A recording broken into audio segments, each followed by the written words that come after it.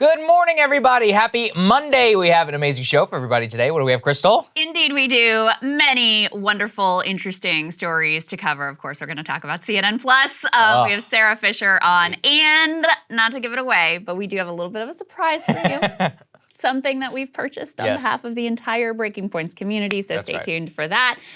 We also have election results in France that are actually really interesting to unpack. On the one hand, Macron wins re-election, so it's sort of status quo, and by a much more sizable margin than what had initially been predicted by the polls. However, Le Pen did better than the far right has ever done before, so we'll dig into all of that. Also, looking like Elon Musk is in fact going to take over Twitter. Amazing. Yes. Yeah, I mean, well, so this is, reports as of this morning, but we'll break it all down. Yeah, we'll break it all down for you. We also have now a movement from the CDC and the DOJ en masse. They are going to appeal that ruling. Saagar was right, I was wrong, but they did it, of course, in the worst possible way, so we'll give you all of those details. We also have, starting this morning, workers on Staten Island at another Amazon facility are going to be voting on a union election. Bernie Sanders and AOC were at that location yesterday for a big rally, so we have those details for you as well.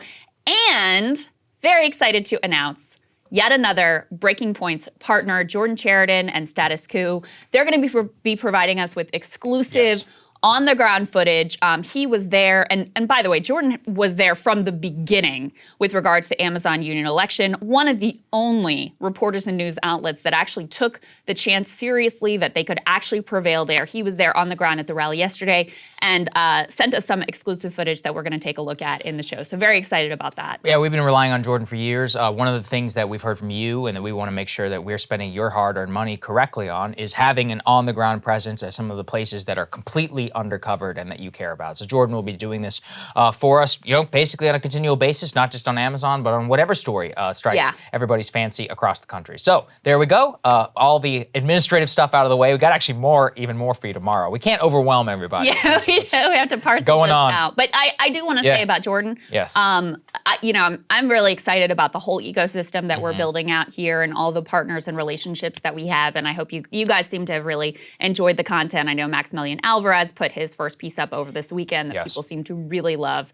Max being such a thoughtful person. Jordan adds another whole dimension. Yes. Because for the first time now, we'll have capability to have actual on-the-ground reporting, exclusive footage. So that's something we've been looking for, and we're really excited to add into the mix to make this a more complete and holistic experience for you all. The extended universe is expanding. Soon we'll have our own shoot-offs. Okay, let's start with Ukraine. So Ukraine, I know it seems like it never ends, but there's some bigger news that came out this morning. Let's put this up there on the screen, which is Secretary of Defense Lloyd Austin and Secretary of State Anthony Blinken both visited Kiev this morning, and they came out with this very significant statement. So the Secretary of Defense in particular making some big news where he says specifically that he wants to see, and the United States policy is that they want to see the Russian military weakened. Here's a direct quote. "We want to see Russia weakened to the degree it cannot do the kinds of things it has done in Ukraine.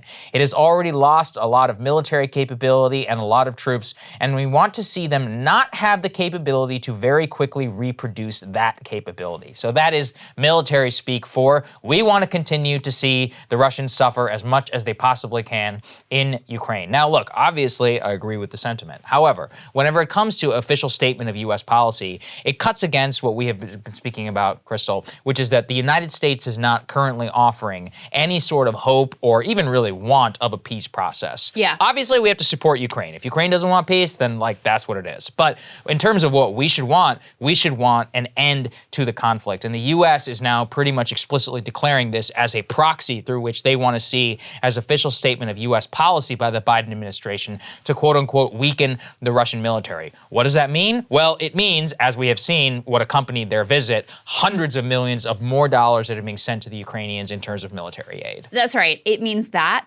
It also means making Russia a permanent pariah state. Yes. Keeping these incredibly onerous sanctions on that, of course, are wildly indiscriminate, not just targeting Putin and his Kremlin leadership and his oligarchic buddies, but the entire population.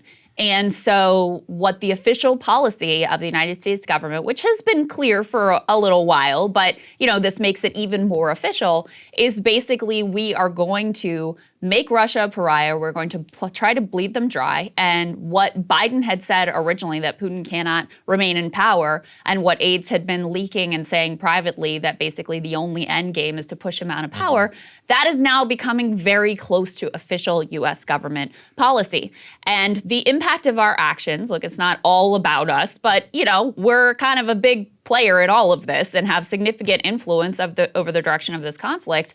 We have never been further away from any sort of negotiated settlement end to these hostilities. Yeah. And that means for civilians in Ukraine, it means continued decimation, destruction, and death. And that's what's so sad about this whole situation. 100%. And you look at it in the context of the war, it looks like Putin is also responding very much in kind. Let's put this up there on the screen. Michael Kaufman, the military analyst who we really respect, he put up that map that those who are watching can see in terms of where the front line in the battle is. But the real end result that you can say from Michael is that he says that this is very likely the decisive period of the war beyond what happened in the first 3 weeks, and that the Russian military here is basically exhausting what remains of its offensive potential. I want to emphasize this.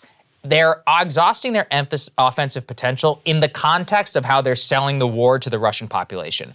Absent a full-scale mobilization, absent bringing in, troops from other parts of the country in a full-blown war footing, akin to basically what the Ukrainians are, they're calling it like a special action at home, not war. Right. Although apparently sometimes the Russian anchors slip up and they're like, it's a war. In the and you're heat like, no. of the debate, they call it a war, yeah. Yeah, in the heat of battle, everybody acknowledges it's a war. But within what they have, what Kaufman and others are pointing to is that there is very likely the last of the offensive capability, which, look, we should not underestimate. Yes, they've made a joke of themselves on the world stage, but that doesn't mean that they're not going to be able to put up a fierce fight. And increasing Western intelligence assessments, you take that of what you will, in terms of what they assess, in terms of what Putin is thinking. Let's put this up there on the screen. They say, and this is from the Financial Times, which first broke the news, so this is from British intelligence, Vladimir Putin abandons hopes of Ukraine deal and shifts to a land grab strategy. This would make sense given the complete basic breakdown of talks over the last couple of weeks.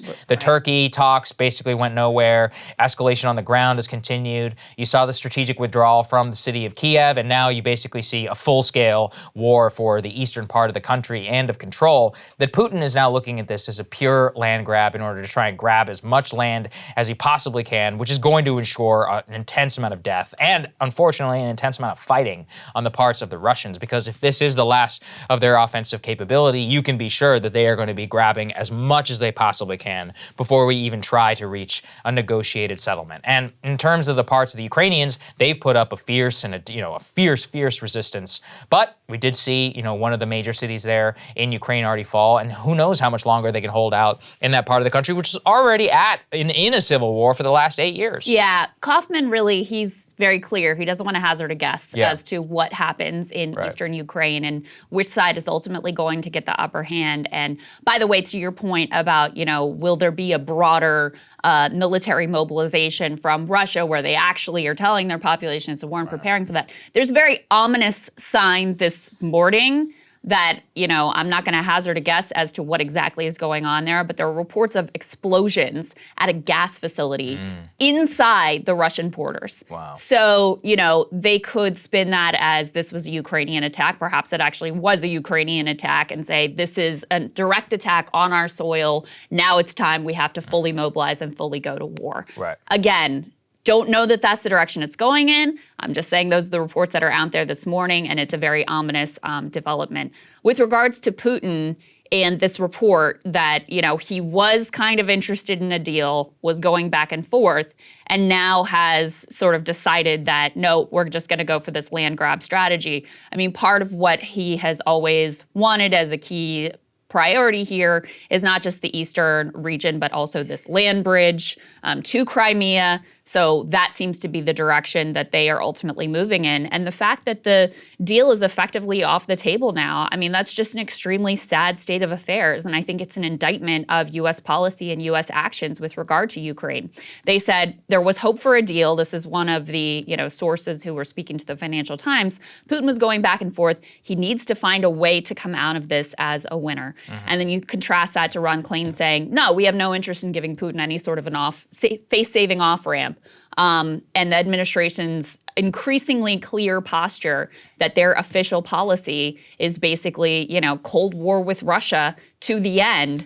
And it is it presages a new and very sad and dangerous, frankly, world order that we're moving into. Yeah, and whenever you have a situation where one side needs to save face, who knows what that looks like? Like you said, maybe there's some attack that they have staged. Maybe it's even a Ukrainian attack. The longer the hostilities go on, the longer that this type of situation and the worst case scenario can unfold. Who knows how Putin views the U.S. policy saying we want to see Russia weaken? I can guarantee you they're going to be playing that all over their TV all day long. This is exactly what they want. They want to humiliate us. They want to destroy us, which is definitely going to consolidate their population. In terms of U.S. policy, we shipped hundreds of millions more dollars in military aid over just the last week.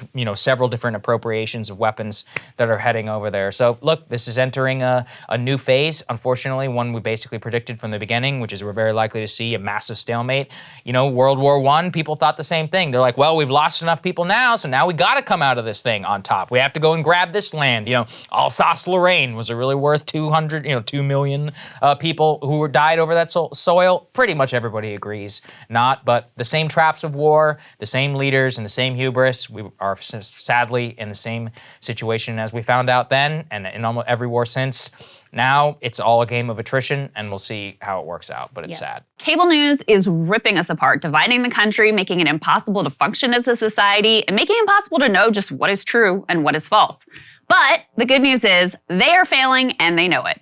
That is why we're building something new, a new mainstream, a healthier one, something more trustworthy, something that we are going to need in one of the most pivotal times in American history. We are building up here for the midterms, for the upcoming presidential election, but we need your help. So if you can help us out by becoming a premium member today at breakingpoints.com, we're trying to change America for the better and the entire world. So what are you waiting for, guys? Go to breakingpoints.com and sign up and help us build a new mainstream.